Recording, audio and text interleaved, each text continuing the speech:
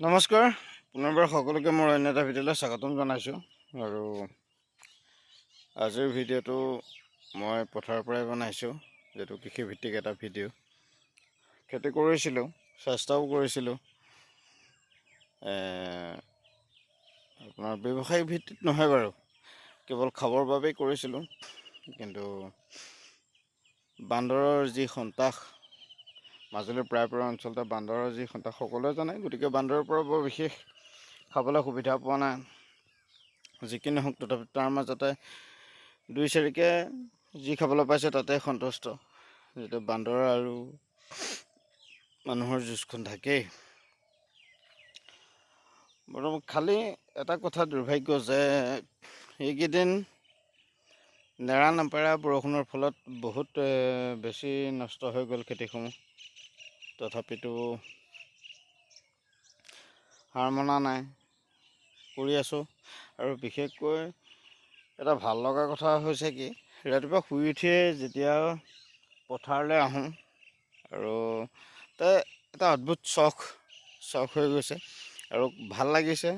যদি 5 মাহত প্ৰতিটো দিন প্ৰতিটো পুৱাই মই পথাৰলৈ আহোঁ আৰু পথাৰত আহি পথাৰত তেনেকৈ সময় দিওঁ, আৰু নিজৰো ভাল লাগে, মনটোও মুকলি হয়, স্বাস্থ্যটোও ভালে আছে। বৰ্তমান কোনো ধৰণৰ সমস্যাৰ সন্মুখীন হোৱা নাই, যিহেতু সেইবাবে ভাল লাগে। আৰু পথাৰত সময় দিয়াটো একে নিচা হৈ পৰিলে। প্ৰত্যেক দিনা প্ৰতিটো পুৱা মই দোকানলৈ যোৱাৰ আগত মোৰ নিজৰ কৰ্মস্থলীলৈ যোৱা ইয়ালৈ আহি বেছি ভাল লগা হ'ল, আৰু সেইবাবে প্ৰতিটো দিন প্ৰতিটো পুৱা সদায় আহিবলৈ যত্ন কৰোঁ। তাৰপিছত আহি যেতিয়া দেখোঁ যে বান্দৰৰ যি সন্ত্ৰাস, কেতিয়াবা বেয়া লাগে, কেতিয়াবা ভাবোঁ উপায় নাই। আৰু চাওক, মই এটা বস্তু দেখাই দিছোঁ, চাওক, মই এনেকৈ বেৰাও দিছোঁ বান্দৰৰ কাৰণে, কিন্তু লাভ নহ'ল, লাভ নাই। তাৰপিছত নেট দিছোঁ, যোনে যেনেকৈ যি পৰামৰ্শ দিছে তেনেকৈ কাম কৰিছোঁ। এইবোৰ নেটো দিছোঁ, কিন্তু কাম দিয়া নাই। জাতিলাও বেৰা চাওক, এনেকৈ জাতিলাও বেৰি লৈছোঁ, কিন্তু তাৰ মাজতো আহি যি অত্যাচাৰ, উপায় নাই। তাৰ মাজতে যদি খাবলৈ পাম, আৰু যদি নাপাওঁ সেইটো বেলেগ কথা। কিন্তু ভাল লাগিছে, আৰু ভাবিছোঁ অহা বছৰলৈ অলপ মানে বেলেগ পদ্ধতিৰে খেতি কৰিম। যিহেতু এটা কথাই বুজি পালোঁ যে খেতিতকৈ লাভজনককৈ অইন একো নাই।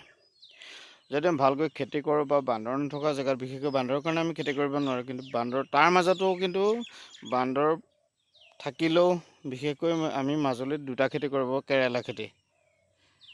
কেৰেলা বান্দৰে সহজে নাখায়, আৰু তেনেকুৱা কিছুমান আছে যিটো কৰিব পৰা যায়। আৰু চব ছিজনতে যিহেতু বান্দৰ নাহে, তাৰ মাজতো খেতি কৰিব পৰা যায়। আমি ফ্ৰেঞ্চবিন বা এনেকুৱা ধৰণৰ বস্তু লগাইছিলোঁ, কিন্তু অহা বছৰলৈ ভাবিছোঁ কেৰেলা অলপ সৰহকৈ লগাম, আৰু অলপ আগতীয়াকৈ লগাম। যিহেতু কেৰেলাটো শেহতীয়া হোৱাৰ বাবে অলপ মানে ভাল নহ'ল বৰষুণৰ ফলত। আৰু বিলাহীও ঠিক তেনেকৈ বৰষুণৰ ফলত বেয়া হৈ গৈছে। যিহেতু ইমানখিনি মেহনতি কৰা নাছিলোঁ, আৰু অহা বছৰলৈ ভাবিছোঁ অলপ মেহনতি কৰিম, আৰু অলপ আগতীয়া খেতিও লগাম। যিহেতু কবি চবি এনেকৈ আমি কৰি পোৱা নাই, এইবাৰ ভাবিছোঁ কবি খেতিও লগাম। আৰু আটাইতকৈ লাভজনক কামটো হৈছে খেতি। মই পুনৰ কৈছোঁ, আটাইতকৈ লাভজনক ব্যৱসায়টো হৈছে খেতি। যদি এনেকৈ ফাৰ্মিং কৰিব পৰা যায়, বা কিছুমান জেগাত সুবিধা আছে, মাজুলীৰে বহুত জেগাত সুবিধা আছে, কিন্তু প্ৰায়বোৰ জেগাত আমাৰ যিবিলাক গ্ৰাম্যাঞ্চল বা আমাৰ যিবিলাক জেগা, এই জেগাবিলাকত বান্দৰৰ বাবে কোনেও একো কৰিব নোৱাৰে, সেইটো সঁচা কথা। মাটি পৰি থাকিলেও বা কাৰোবাৰ মন থাকিলেও, ইচ্ছা থাকিলেও বান্দৰৰ পৰা কৰিব নোৱাৰে। সেইটো এটা বহুত বেছি দুৰ্ভাগ্যজনক কথা। যি কি নহওক, তাৰ মাজতে দুই একে কৰিছে বা খাবলৈও পাইছে। খাবলৈতো পাবই, বান্দৰ হাজাৰ থাকিলে খাবলৈ পাবই, কিন্তু ব্যৱসায়িক ভিত্তিত কৰিব নোৱাৰে। সেইটো মিছাটো কৈ লাভ নাই। ব্যৱসায়িক ভিত্তিত কৰিবলৈ গৈ লোকচানৰ সন্মুখীন হ'ব যথেষ্ট। যিহেতু যথেষ্টখিনি বান্দৰ আহে, একদিনত প্ৰায় 200-300লৈকে বান্দৰ আহে। এইটো চব একেলগে সোমাই নিদিয়ে, কিন্তু যেতিয়া 200-300 বান্দৰ আহিব, তাৰপিছত সেই খেতিডৰা খেতি হৈ নাথাকে, সেইটো সকলোৱে জানে। গতিকে সেই ক্ষেত্ৰত বা কাৰোবাক জগৰ দিও লাভ নাই। গতিকে এইবাৰ ভাবিছোঁ, এইবাৰতো গ'লেই, অহা বছৰ ছিজনটোত অলপ বেলেগ পদ্ধতিৰে খেতি লগাম, চেষ্টা কৰিম। আৰু অলপ কষ্ট হ'বই, কষ্ট বিশেষ একো নাই। 2 ঘণ্টা সময় দিওঁ, প্ৰত্যেক দিনৰ প্ৰতিটো পুৱা 2 ঘণ্টা সময় দিওঁ।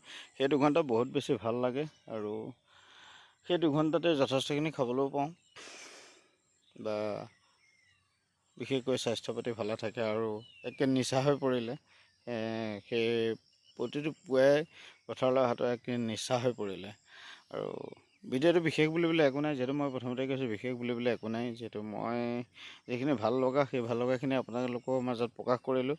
আৰু যদিও আপোনালোকৰ ভাল লাগে, ভাল লাগিছে বুলি ক'ব, যদি বেয়া লাগে আপোনালোকে স্কিপ কৰি দিব পাৰে, তাত ক'বলগীয়া একো নাই। কিন্তু ভাবিছোঁ আশীৰ্বাদ কৰিব, যাতে কৃষি ক্ষেত্ৰত অকণমান হ'লেও কিবা এটা অৰিহণা আগবঢ়াব পাৰোঁ।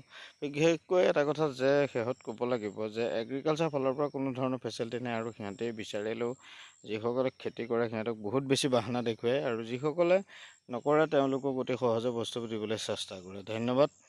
জয় অসম।